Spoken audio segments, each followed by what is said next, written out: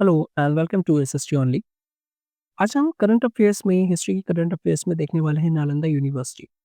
अभी न्यूज़ में है, तो क्यों न्यूज़ में है और सारी की सारी जो इसकी हिस्ट्री है with reference to the Nalanda university और जितनी भी इंफॉर्मेशन बन सकती है क्वेश्चन से रिलेटेड, वो हम सब डिस्कस करने वाले हैं। तो सबसे पहले यहाँ पे ये न्यूज़ में क्यों है कि प्राइम मिनिस्टर ने इनॉग्रेट किया एक न्यू कैंपस जो कि नालंदा यूनिवर्सिटी राजगीर बिहार में है।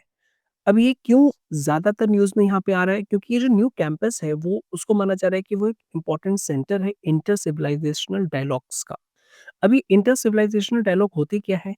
अब ये इस टाइप के कैंपस को इनॉग्रेट यानी बनाया जाता है ताकि ज़्यादा से ज़्यादा यहाँ पे जो कल्चर का रिस्पेक्ट है और जो अंडरस्टैंडिंग है उसको शोकेस करने के लिए, मीन्स उसकी स्टडी करने के लिए बनाया जाता है। और स्पेशली इसको यहाँ पे नेट ज़ीरो ग्रीन कैंपस बनाया गया है, जिसका मतलब है कि जो भी एनर्जी इसमें यूज़ होगी, फॉर एग्ज़ाम्पल जितनी भी इलेक्ट्रिसिटी यूज़ होगी तो इसको उतनी इलेक्ट्रिसिटी रिन्यूएबल एनर्जी से यहाँ पे प्रोड्यूस की जाएगी, तो नेट एमिशन जो है वो ज़ीरो हो जाएगा। लोकेशन, तो जो ओरिजिनल नालंदा यूनिवर्सिटी के जो रिमेन्स हैं, उन्हीं के पास इसको यहाँ पे बनाया जा रहा है। कब एस्टैब्लिश हुआ है और ये किस एक्ट के अंडर में? क्योंकि नालंदा यूनिवर्सिटी का जो प्रॉपर एक्ट है 2010, उसके अंडर में यहाँ पे ये फाउंड हुआ है। और साथ ही साथ इसको बनाने का यहाँ पे जो डिसीजन लिया गया था वो सेकंड ईस्ट एशिया समिट के टाइम पे, जो कि 2007 में फिलीपींस में हुई थी, तो उस टाइम पे इसका बात की गई थी कि इस टाइप के इंस्टीट्यूशन यानी कैंपस को हम क्रिएट करेंगे।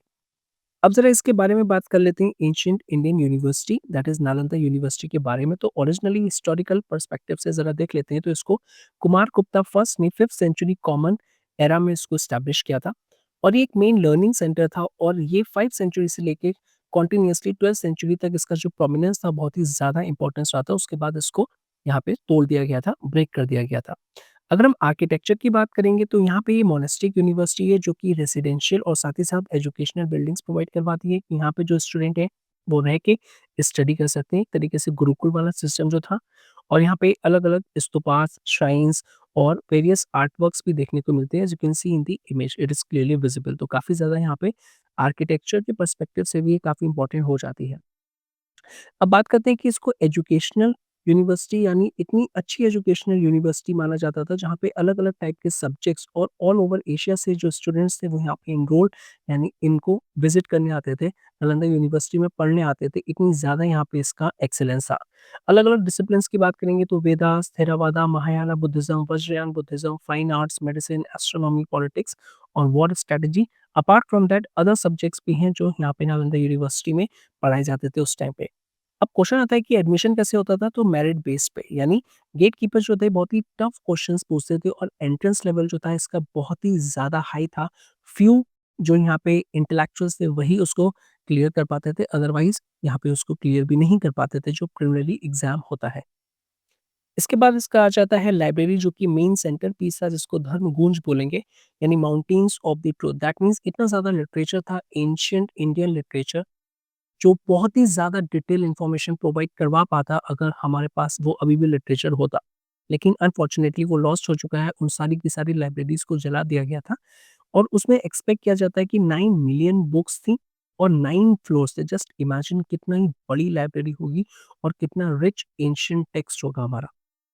पैट्रॉन्स किन-किन्हों ने इन नालंदा यूनिवर्सिटी को सपोर्ट किया था, तो किंग हर्षवर्धन 7th सेंचुरी में और उसके बाद पाला रूलर्स जो थे वो 8th से लेके 12th सेंचुरी में इसको यहाँ पे सपोर्ट करते हैं। साथ ही साथ किंग अशोका ने भी कंट्रीब्यूट किए थे, जो नालंदा में टेंपल बना था उसके लिए। डिस्ट्रक्शन और रीडिस्कवरी की बात करें तो इसको फाइनली यहाँ पे डिस्ट्रॉय किया गया था 1205 में by the Turkish general Bakhtiyar Khilji, जो कि कुतुबुद्दीन ऐबक के अंडर में थे और पूरी की पूरी लाइब्रेरीज को जला दिया गया था, जिसकी वजह से जो रिच लिटरेचर है वो भी लॉस्ट हो चुका था। दोबारा से इसको रीडिस्कवर किया गया था, जो इसके रूल्स थे 19th सेंचुरी में बाय सर फ्रांसिस बशनन, तो ये काफ़ी फैक्चुअल इन्फॉर्मेशन हो जाती है। और फाइनली इसको रिकॉग्नाइज़ किया गया था कि यूनेस्को वर्ल्ड हेरिटेज साइट कब बना है, 2016 में। अब ज़रा बात करेंगे कि कौन-कौन सी इंपॉर्टेंट पर्सनैलिटीज़ हैं जो नालंदा यूनिवर्सिटी से यहाँ पे पढ़े हुए हैं। फॉर एग्ज़ाम्पल अगर हम यानी इन्होंने कभी विज़िट किया है या फिर वहाँ पे स्टडी ली है या फिर कुछ भी उससे रिलेटेड है। तो फर्स्ट इज़ बुद्धा, तो बोला जाता है कि ये नालंदा में यहाँ पे इन्होंने विज़िट किया था और ये जो पाली बुद्धिस्ट लिटरेचर है वो इन्फॉर्मेशन प्रोवाइड करवाता है। उसके बाद सारीपुत एंड दी मोगलाना जो कि बुद्धा की मेन डिसाइपल थे, वो नालंदा से बिलॉन्ग करते थे। महावीरा वर्धमाना के बारे में बोला गया था कि उन्होंने 14 रेनी सीज़न जो थे वो नालंदा यूनिवर्सिटी के अंदर यहाँ पे जो था वो बिताए थे। रेनी सीज़न में वो लोग अपनी एक्टिविटीज़ को बंद कर देते थे, आपने पढ़ा होगा। प्रोमिनेंट टीचर्स कौन-कौन से थे? आर्यभट्ट जिन्होंने एक ग्रेट मैथमेटिशियंस और ज़ीरो को इन्वेंट किया था। नागार्जुना जिन्होंने महायाना फिलॉसफर जो आइडियोलॉजी प्रोवाइड करवाई थी। Dinkar school of the logic. Dharmapala ब्राह्मण स्कॉलर थे। Abhay Gupta, Tantric practitioners and the abbot that is head of the Nalanda, Mahabodhi and Vikramshila monasteries. Naropa की बात करेंगे तो Tibetan Tantric lineage master and head of the Nalanda during the time period 1049 to 57. इतना ही नहीं, foreign travellers यहाँ पे visit करते थे क्योंकि ये बहुत ही बुद्धिस्ट लिटरेचर जो था बहुत ही ज़्यादा यहाँ पे अवेलेबल था, जिसकी वजह से यहाँ पे अपार्ट फ्रॉम दी एशिया बाहर के लोग भी यहाँ पे आते थे स्टडी करने के लिए, जिसमें से China, Korea, Japan, Tibet, Mongolia, Sri Lanka और साउथ ईस्ट एशिया के जो स्कॉलर्स थे वो काफ़ी ज़्यादा यहाँ पे विज़िट करते थे। इनमें से कुछ प्रोमिनेंट है आई क्विंग वेनचांग जो चाइनीज़ स्कॉलर्स हैं जिन्होंने यहाँ पे विज़िट किया था इंडिया को 7th सेंचुरी कॉमन एरा में। और वेनचेंग के लिए ये भी बोला जाता है कि उन्होंने नालंदा में योग शास्त्र और यहाँ पे स्टडी किया था अंडर द चांसलर शीला भद्रा, तो ये भी फैक्चुअल इन्फॉर्मेशन है। अब ज़रा इसके आर्किटेक्चर फीचर्स की बात कर लेते हैं यहाँ पे, तो जो स्ट्रक्चर और जो लेआउट है उसको कुशाणा स्टाइल के टाइम पे ये यहाँ पे जो है वो प्रॉपर तरीके से इसका स्ट्रक्चर और आर्किटेक्चर जो है हमें देखने को मिलता है, उससे रिज़ेम्बल करता है यहाँ पे।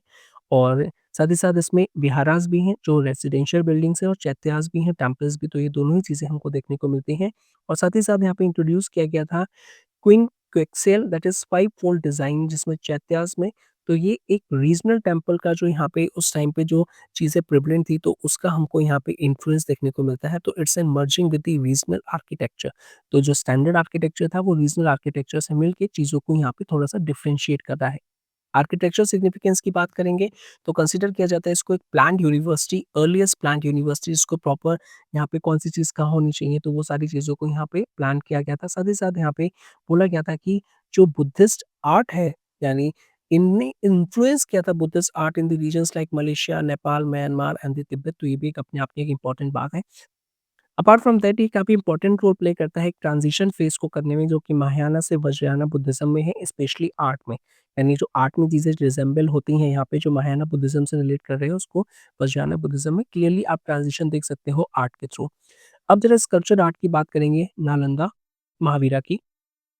तो ओरिजिन्स की बात करेंगे तो evolve from the Buddhist Gupta art of the Sarnath, जिसमें जो सारनाथ आर्किटेक्चर है, जो सारनाथ स्कल्पचर स्कूल का है यहाँ पे, तो उसके फीचर्स देखने को मिलते हैं। फॉर एग्जांपल अगर हम क्राउन बुद्धा की बात करेंगे तो ये कॉमनली यहाँ पे हमको देखने को मिलता है 10th सेंचुरी में। तो इस टाइप की जो कि सारनाथ स्कूल ऑफ आर्ट जो है उसे रिजेंबल करती है। तो by 9th century a blend of the Sarnath, Gupta, local Bihar and the central Indian style जो है सर वो यहाँ पे सारी चीज़ें मिला के एक डिस्टिंक्ट नालंदा स्कूल बन जाती है अपार्ट फ्रॉम द सारनाथ। ये पहले क्या थे सारनाथ के फीचर्स थे, लेकिन जैसे-जैसे रीजनल जो आर्किटेक्चर के एलिमेंट्स हैं वो मिलके एक क्या बना रहे हैं, एक typical Nalanda school of art and architecture बना रहे हैं। और साथ ही साथ इसमें ब्राह्मणिकल इमेजेस भी देखने को मिलती हैं यहाँ पे, जो कि सारनाथ स्टाइल से नहीं बल्कि और जो लोकल एरिया है उसका में जो कल्चर है, आर्किटेक्चर है उसका ब्लेंड देखने को मिलता है। अब ऐसे में नालंदा स्कूल ऑफ स्कल्पचर की बात करेंगे तो इसमें कुछ चीज़ें यहाँ पे चेंज देखने को मिलती हैं कि यहाँ पे जो फेशियल फीचर है उसको प्रिसाइज़ली बनाया जाता है, 3 डायमेंशनल टच देने की कोशिश की जाती है और साथ ही साथ ऑर्नामेंटेशन का भी काफ़ी ज़्यादा यूज़ किया जाता है। Detailed back slabs and the minimal crowding की जाती है। अब मेटल स्कल्पचर्स भी हमको देखने को मिले इस टाइम पीरियड पे, जो कि पाला यानी जो पाला एम्पायर है उसके टाइम पीरियड में देखने को मिले हैं 7 to 12 centuries. Initially followed the Gupta traditions Sarnath और मथुरा, लेकिन उसके बाद यहाँ पे जो है चीज़ों को चेंज किया गया था। तो यहाँ पे अर्ली फेज़ की बात करेंगे तो यहाँ पे महायाना डीटीज़ देखने को मिले हैं, मंजुश्री, अवलोकितेश्वरा और लेटर फेज़ में वज्रयाना डीटीज़, जो कि मैंने ट्रांज़िशन बताया था आपको कि ट्रांज़िशन भी देखने को मिलता है आर्ट के थ्रू, तो वो सारी चीज़ें यहाँ पे देखने को मिली हैं। अब बात करते हैं कुछ और यूनिवर्सिटीज़ जो एंशिएंट टाइम में काफ़ी ज़्यादा प्रोमिनेंट थी। फॉर एग्ज़ाम्पल अगर हम तक्षशिला की बात करें तो ये पाकिस्तान में लोकेटेड थी और इसको डिस्कवर किसने किया था? अलेक्जेंडर कनिंघम ने in the mid 19th century, और ये भी यूनेस्को वर्ल्ड हेरिटेज साइट है सिंस 1980s के टाइम पे। इंपॉर्टेंट पीपल्स कौन-कौन से यहाँ पे अटैच्ड हैं, तो पाणिनि जो कि ग्रामेरियन है यहाँ पे। जीविका की बात करेंगे फिजिशियन चाणक्य जो कि अर्थशास्त्र उन्होंने लिखी है स्टेट क्राफ्ट से रिलेटेड। विक्रमशिला यूनिवर्सिटी की बात करेंगे तो ये बिहार में ये भी लोकेटेड है और यहाँ पे धर्मपाला ऑफ द पाला डायनेस्टी ने उसको एस्टैब्लिश किया था। और यहाँ पे अगर हम बात करेंगे जो स्टूडेंट हैं दैट इज़ जो मेन इंपॉर्टेंट स्टूडेंट्स हैं दैट इज़ अतिशा दीपंकरा, उन्होंने बुद्धिज़्म को रिवाइव किया था तिब्बत में, एंड दी वसुबंधु उदांतीपुरी यूनिवर्सिटी की बात करेंगे तो ये भी बिहार में लोकेटेड है और इसको कंसिडर किया जाता है कि second oldest university in India में, और इसको एस्टैब्लिश किया गया था by the Pala rulers Gopala first in 8th century. Notable जो स्कॉलर हैं वहाँ पे वो मोस्टली तिब्बतन स्कॉलर्स इस एरिया से यानी इस यूनिवर्सिटी से देखने को मिलते हैं।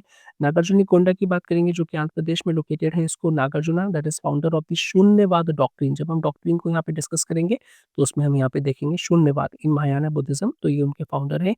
रत्नागिरी यूनिवर्सिटी की बात करेंगे तो ये राइवल करती थी नालंदा से as a buddhist learning center, means दोनों ही एक इम्पोर्टेंट बुद्धिस्ट लर्निंग सेंटर थे, स्पेशली महायान और वज्रयान बुद्धिज़्म से रिलेटेड। और ये diamond triangle of buddhist sites का पार्ट था Odisha along with the Lalitagiri and the Udayagiri.